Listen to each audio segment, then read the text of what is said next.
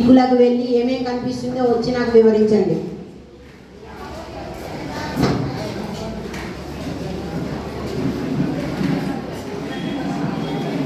ఒక ఏనుగు 2 తొండాలతో కనిపించింది, దాన్ని వివరించను.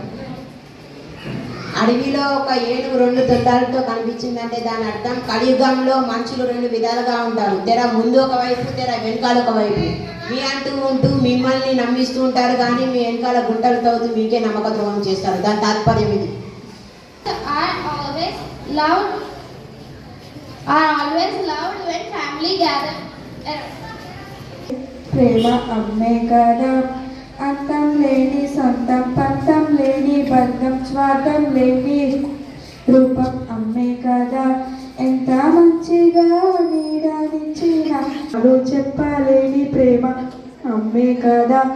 అంతం లేని సొంతం, పంతం లేని